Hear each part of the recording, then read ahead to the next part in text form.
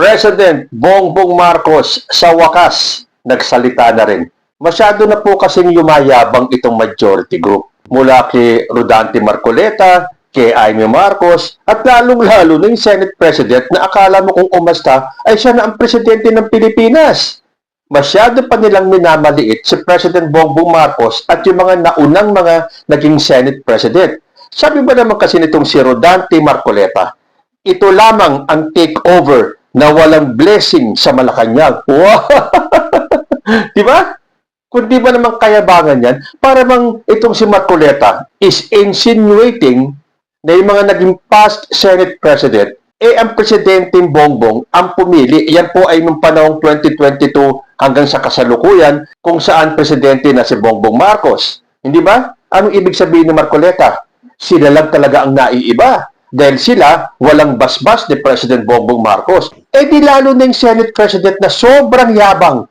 Akala mo talaga siya ang hulog ng langit sa Senado, na siya ang maglilinis ng Senado. Puro kaguluhan na yung kanyang dala. Mula nang naupo itong si Senate President Alan Peter Cayetano, pansinin nyo, puro gulo, puro drama. Sabihin ba naman itong si Alan Peter Cayetano, in this administration from 2022, it is the first time po na nagkaroon ng majority at Senate President na wala pong kamay ang Malacanang sa pagpili ng SP at ng mga komite. This is the first fully independent majority. Yabang mo naman Cayetano. Parang minamaliit mo yung mga naunang mga naging Senate President at yung kanilang mga komite.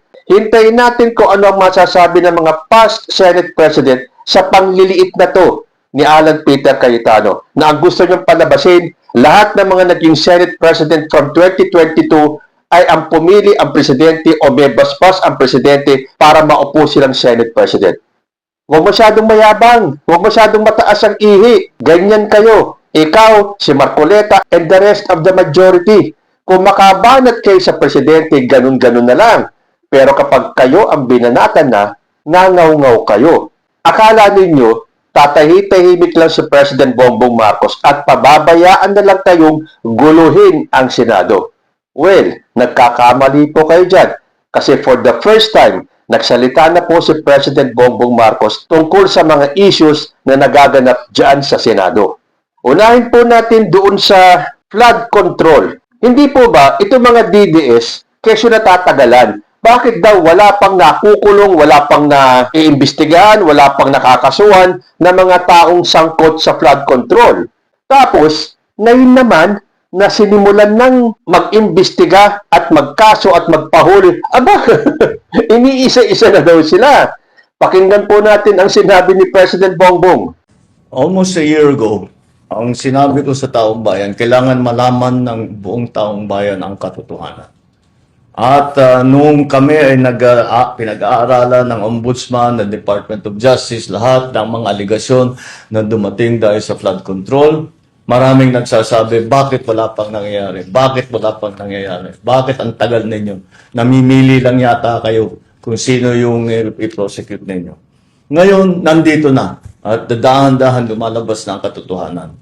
At dahan-dahan na. At ang pinakamaganda, kung talagang may kaso, kung sila ba naman ay walang ginawang mali, ay lalabas naman yan sa pagsusuri ng paghusga. At kaya naman, eto na yung mga, ang hinihingi sa amin ng tao. Alamin nyo, ilabas ninyo lahat ng katotohanan. Ito ang aking ngayong ginagawa. Hindi pa tapos ito. Patuloy pa ang investigasyon, patuloy pa ang mga pag-imbestiga at pag-aaral at sa intelligence and information gathering tungkol sa mga iba't ibang aligasyon kung kani-kanino pa. Hindi ko alam kung paano napunta na sinasabi na yung majority ngayon ang tinatarget. Dahil kung tutusin ninyo, hindi sila majority noon. So, that does not apply. It was because of the allegations that were made and the investigations that were conducted upon learning of those allegations against kung sino man. And kung ano man ang naging alignment sa Senado, walang kinalaman yun. Ito pa rin ang mga tao na lumabas ang mga pangalan doon sa kung titignan ninyo, ano ang kung saan pinagbabasihan lahat itong mga ito, ay doon sa testimonya sa Blue Ribbon Committee. Doon naman lumabas lahat ito. So, binigay ng Blue Ribbon Committee sa Ombudsman at sa DOJ ang mga findings nila, ito ang naging resulta ngayon. So, it has nothing to do with the alignment. Kung magbago yan, the alignment is different again tomorrow. Hindi, I'm not saying it will be. But if the alignments are different again in terms of the majority, paano mo sasabihin pag nagbago na naman yan? So, walang kinalaman yung majority, minority sa Senado. Ito ang dahil sa resulta ng mga investigasyon ng Blue Ribbon Committee at ang iba't ibang ahensya ng pamahalaan. Hindi ba kasi pinapalabas nila, lalo na ni Amy Marcos, na iniisa-isa ni sila ng kaso. At tama yung sinabi ni President Bongbong Marcos, hindi pa naman sila majority dati minority lang sila. Hindi pa naman sila ang magkakasama dati Makakaiba sila ng grupo ng alliances. At noon pa man, iniimbestagahan na yung mga taong sangkot sa flood control. Nagkataon lang na nung nagsama-sama kayo may mga anomalya at may mga tiwaling gawain, naglabasan na po yung mga resolution na pwede nang idemanda si ganito, pwede nang ma-issuean ng warrant of arrest. At ano naman ang masasabi ni President Bongbong Marcos dun sa panukala ni Marcoleta na payagan si Bato de la Rosa na mag-online voting? Kundi ba naman tayo ginagago ng mga majority na to, no? Gusto nilang baguhin yung house rules para makinabang si Bato de la Rosa na kahit na nagtatago siya, pwede pa siyang bumoto. Hindi ganun Kailangan ng physical presence para bumoto. At dahil nga sa iniisa-isa na sila ng gobyerno na makasuhan, at kanina nga, inisyuhan na ng warrant of arrest si Jinggoy Estrada, pero siya po ay nakapag-post ng bail. Pero may dalawa pa po siyang kaso, isa pang graft case at isang plunder. Doon sa graft case, pwede pa rin siya mag-file ng bail. 90,000 yata ang bail sa graft, pero pagdating doon sa kanyang plunder case, non-bailable po yan. Kung sinasabi nila, yan naman daw non-bailable na yan, is still bailable. Dahil dadaan pa po sa proseso yan. Magpa-file ang kampo ni Jinggoy Estrada ng petition para siya ay makapag-bail. Tapos nasa korte na yan kung bibigyan siya ng bail. Sigun doon sa gravity ng kanyang kaso. So, sang-ayon ba si President Bongbong Marcos sa online voting? Ito po ang sinabi niya. Alright, as a former senator, I suppose I'm reasonably qualified. I disagree with that. I understand that we had to do it in COVID because there was a health risk. But I do not see any particularly good reason for us to allow it now. It seems to only be applicable to Senator Bato para makaboto si Senator Bato dahil nagtatago siya. Now, for someone who is actually a fugitive from justice, na hinahanap ng pulis, na hinahanap ng Interpol, at may arrest warrant galing sa ICC, palagay ko, hindi siya dapat magbumoto. Hanggat dumating siya dun sa Senado. Kung he's willing to take the risk like he did the last time, ibang usapan yun. Basta't nandyan siya. So, it has been the long-standing tradition of the Senate is that if you are not physically present on the floor when a vote is taken, that you cannot in fact vote. Again, COVID gave us a different outlook in terms because we were concerned about the health and safety at that point. We do not have those concerns now about health and safety. Okay, follow up lang, Mr. President. You touched on it slightly na, but I will ask it anyway. There are notions that the electronic voting will enable senators facing charges to evade accountability or even arrest. Do you share the same concern? I never really thought about it in those terms. Ang para sa akin is that simple lang ang question. Dapat bang bumoto ang senador kung hindi siya sumipot? Sa akin palagay, hindi dapat. Kung talagang importante siya makaboto, dumating ka sa Senado. Hindi po papayag si President Bongbong Marcos sa online voting. Dahil ano kayo, sinuswerte? Porke kaalyado niyo yan? Sabi naman ng ibang mga DDS, bakit si Laila de Lima pinayagan mag-online? Excuse me po, yung kay Laila de Lima, siya po ay nakakulong. And hindi naman po pinayagan na siya ay makapag-online. Iba po sa kaso ni Bato de la Rosa, hindi po siya nakakulong, siya po ay nagtatago. Kung gusto ni de la Rosa na mabigyan din ng privilege tulad ng, hindi pala pwede maging tulad kasi hindi nga naapurbahan yung sinasabing online para kay Laila de Lima. So sorry Bato de la Rosa, malamang hindi rin pumayag ang Supreme Court kung yan ay aabot sa Supreme Court. Kasi halata naman itong galawan ni Alan Peter Cayetano, gusto maging diktador, kung ano ang sinabi niya, dapat yun ang masunod. The Senate is under attack. Bopols. Anyway, tuloy natin. Sumagot na rin si President Bongbong Marcos sa gulong nangyayari sa Senado. Dahil sinasabi ni Alan Peter Cayetano, hindi daw magulo ang Senado. Ginugulo lang daw nila ang Senado. Oy! Gising! Kayo ang nanggulo sa Senado at patuloy niyong ginugulo. Hindi kayo magtatagal. I tell you, Alan Peter Cayetano will not last long as Senate President. Ito po ang masasabi ni President Bongbong Marcos. Madalas kaming nagtitinginan ni E.S. Ralph. Kasi, ganyan ba tayo? Ganyan ba tayo nung senador tayo? Meron ba tayong ganyan na ginagawa? Hindi tayo ganyan. Paano nangyari? Yung Senado, hindi na kagaya nung panahon natin. Dahil nagpe-personalan na eh. Naging personal, ang babaw na ng usapan.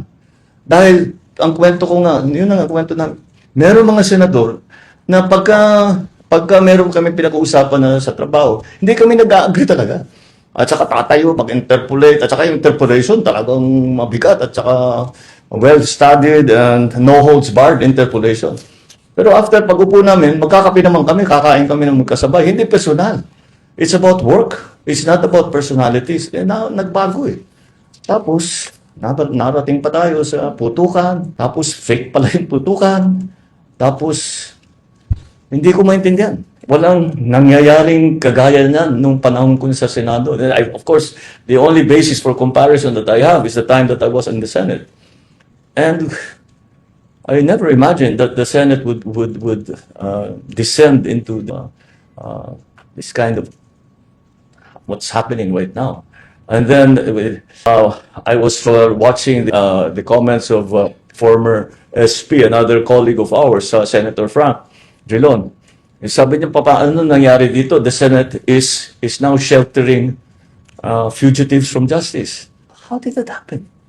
I don't understand how a Senate is supposed to function if those are the kind of things that the Senate is embroiled in.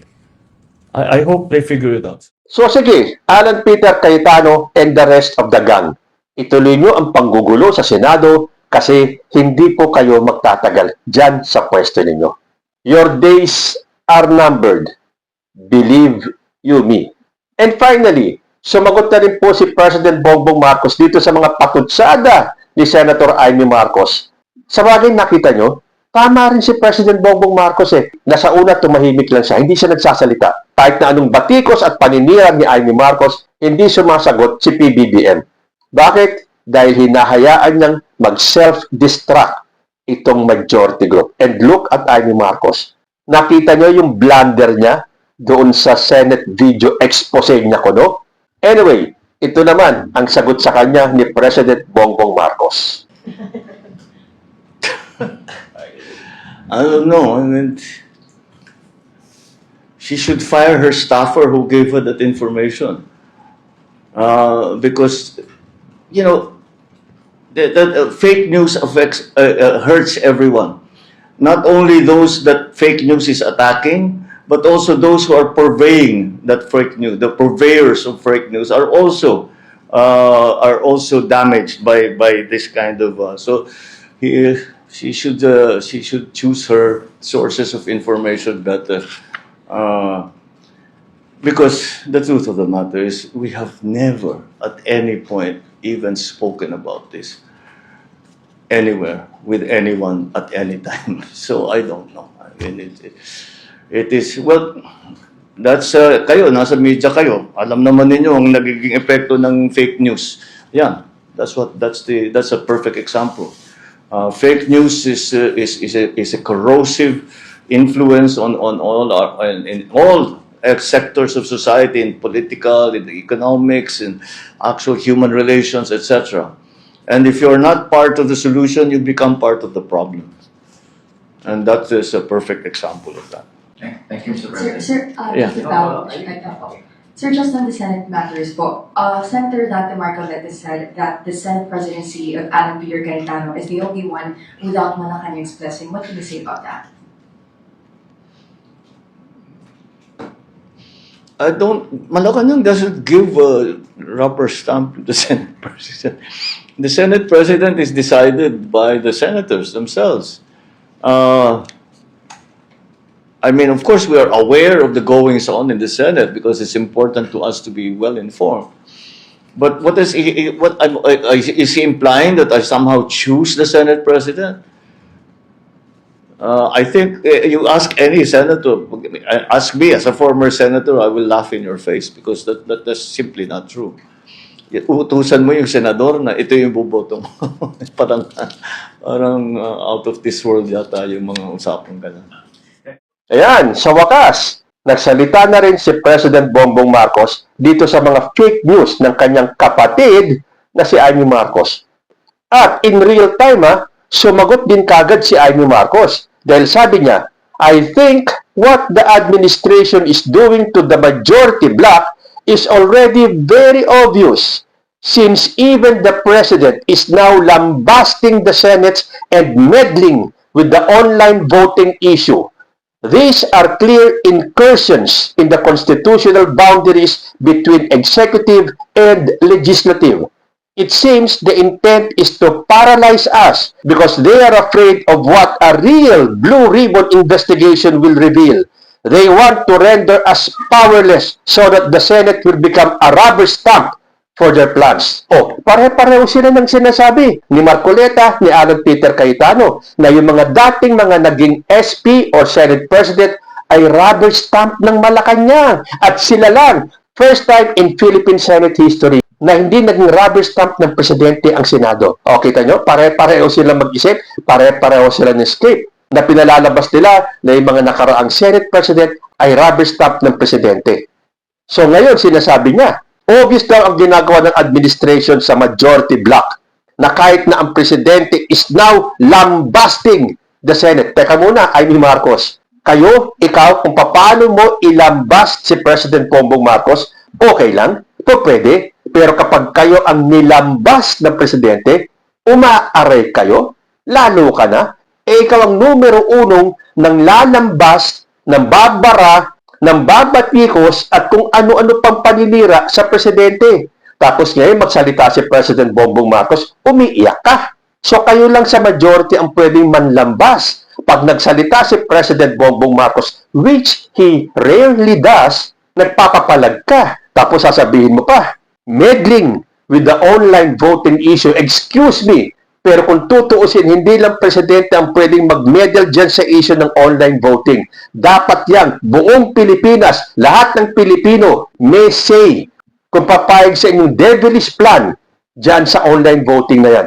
Kayo-kayo na nga lang ang pumapayag eh. But the rest of the Filipino people, hindi payag. Dahil alam namin na ang ginagawa nyo yan will benefit only you and your gang. Itong si Bato de la Rosa, at yung mga senador na makakasuhan. Tapos may gana ka pang sabihin na clear incursions in the constitutional boundaries between executive and legislative. Anong ginagawa mong pambabatikos kay President Bongbong Marcos at sa mga ginagawa niya, yung ginagawa ng administration niya? Di ba ikaw ang unang-unang kumokontra sa lahat ng ginagawa ng iyong kapatid? Tapos sasabihin mo, clear incursions? Wow, kayo talaga, no? Kayo pwedeng mag-clear incursions. Pero kapag ang presidente na ang nagsalita, hindi po pwede. Dahil clear incursions na yon sa constitutional boundaries ng executive at ng legislative. Ang galing mo talaga, Amy Marcos.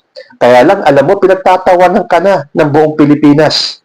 Tapos sasabihin mo, pinaparalyze kayo dahil lalabas yung tunay na Blue Ribbon investigation. Sige nga, sino ba ang ayaw pumirma dun sa report? Hindi ba kayo?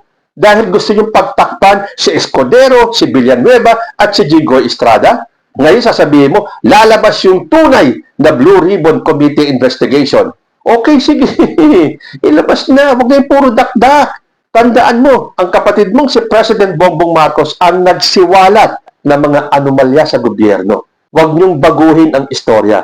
Kahit na ano pang pagyayabang niyo dyan, na keso ganito, keso ganyan, lalabas ang tunay, lalabas ang peke, at malalaman ang buong katotohanan, si President Bongbong ang unang naglabas niyan.